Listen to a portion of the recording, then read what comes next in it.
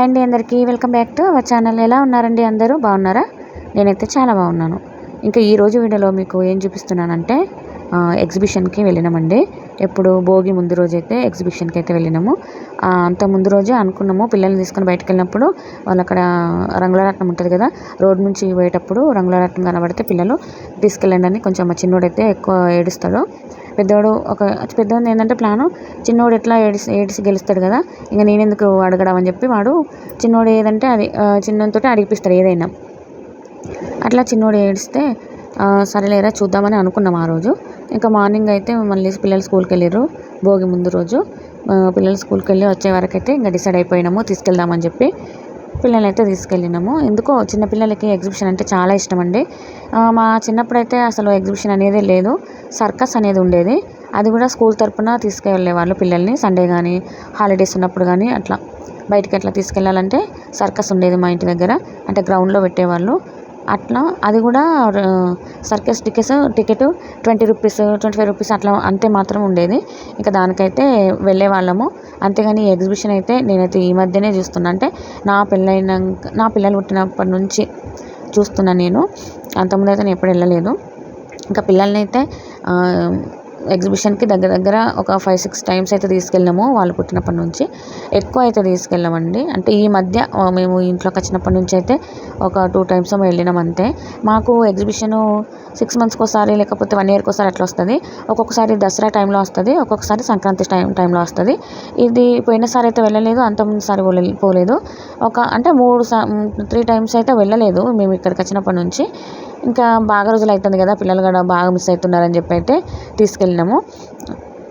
కానీ సెట్టింగ్ మాత్రము నేను ఇప్పటి వరకు చూసిన వాటిల్లో కంటే ఎంత మంచిగా ఉందంటే ఈసారి మొత్తము మంచు ప్లేస్ లాగా, ఐస్ లాగా, మళ్ళీ అందులో మనకు ఆ ప్లేస్లో ఉన్నట్టు ఫీలింగ్ రావడానికి ఎక్కడ పడితే అక్కడ ఏసీలు పెట్టిర్రు.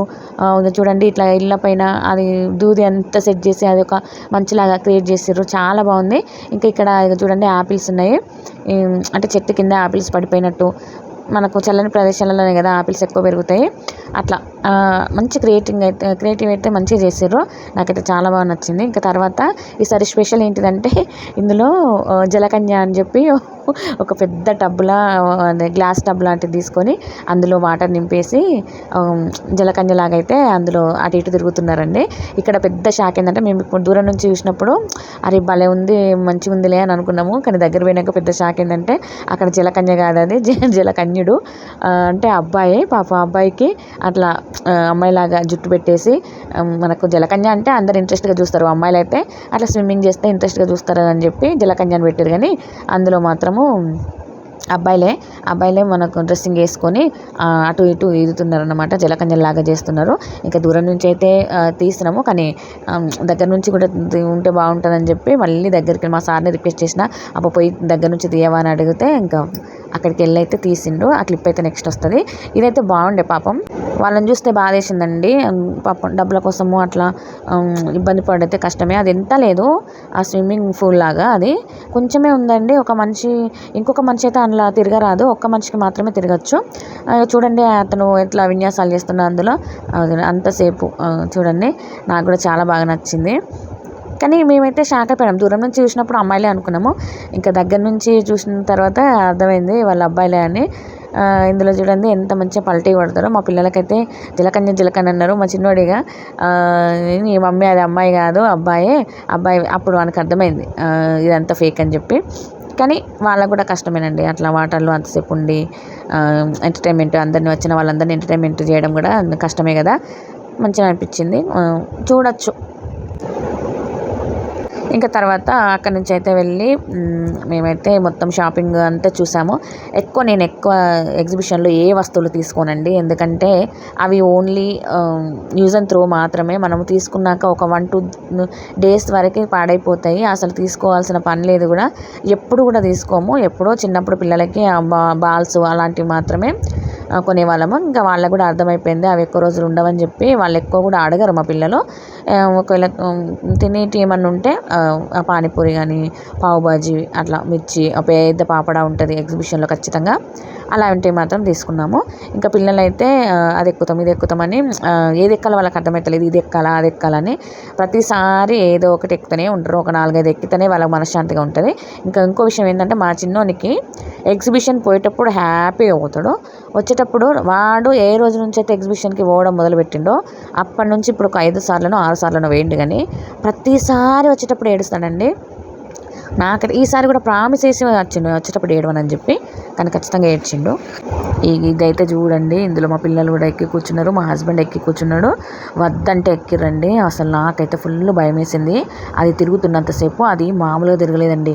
ఇటు క్రాస్ అయి తిరగడము, స్పీడ్గా తిరగడము, కిందికి పైకి అనుకుంటా తిరుగుడు. నాకైతే ఫుల్ భయమైంది. ఎక్కడ వామిటింగ్ చేసుకుంటారో, ఎక్కడ పిల్లలు అక్కడ ఊడిపోయి ఇటు పడిపోతారో అని చెప్పి మస్తు భయమైంది. ఫస్ట్ వీడియో తీద్దాము యూట్యూబ్ కోసం వీడియో పెడదామని చెప్పి కొంచెం స్టార్ట్ చేసినా కానీ తర్వాత నాకు వాళ్ళు అది స్పీడ్గా తిరుగుతుంటే భయం వేసి నాకు తెలియకుండానే వీడియో ఆఫ్ చేసి టెన్షన్ పడ్డానండి. ఇంకా చూడండి ఇక్కడ ఉన్నారు మా పిల్లలు. ఇక చూడండి ఫస్ట్ ఎక్కినప్పుడు హ్యాపీగా ఉన్నారు. మా హస్బెండ్ అయితే ఆయనకు ఎక్కితే పడదు, ఆయన పోయి కూర్చున్నాడు. నన్ను రమ్మన్నారు కానీ అమ్మో నేను రాను, నాకు వామిటింగ్ వస్తే తలకాయ తిరుగుతుంది, అది ఘోరంగా. చూడండి ఎట్లా పైకి వెళ్తుందో, అట్లా పైకి వెళ్ళి అటు వంగి ఇటు వంగి. ఇది నేను అసలు ఎప్పుడు చూడలేదు. పైన అసలు ఒక బొమ్మ ఉంటుంది చూడండి, ఇది అసలు దీన్ని ఏమంటారు కూడా నాకు తెలియదు. చూడండి ఇట్లా తిరిగినప్పుడు ఏమవుతుందంటే ఇట్లా లాస్ట్కు వంగిపోతారు, ఇటు ఇసురు కొడుతుంది అది చూడండి ఎట్లా తిరుగుతుందో. నాకు దూరం నుంచి చూస్తేనే కళ్ళు తిరిగినాయి. ఇక మా హస్బెండ్ అయితే ఇంక దిగిన తర్వాత ఎడవాంతి వేసుకుంటాడో అన్న ఫీలింగ్ వచ్చింది. ఇంకోసారి ఎక్కర నాయన అనుకున్నాడు.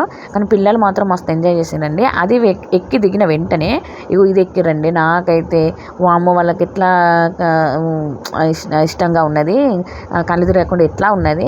ఇంకా పెద్ద రంగుల రత్నం ఎక్కుతారట వాళ్ళు. అసలు నన్ను అడిగితే ఆ రంగుల రాట్నం కంటే జాయింట్ వీల్ కంటే ఇందాక తిరిగిందే ఎక్కువ ప్రాబ్లం ఉంటుంది. అయినా మా పిల్లలు గ్రేట్ అండి. అమ్మో ఎప్పటికి ఎక్కియండి అని అంటారు కానీ నాకే భయం వేస్తే నేను ఎక్కించాను అసలు. ఇంకా తర్వాత ఈ రంగుల రాట్నం అయితే ఎక్కారు.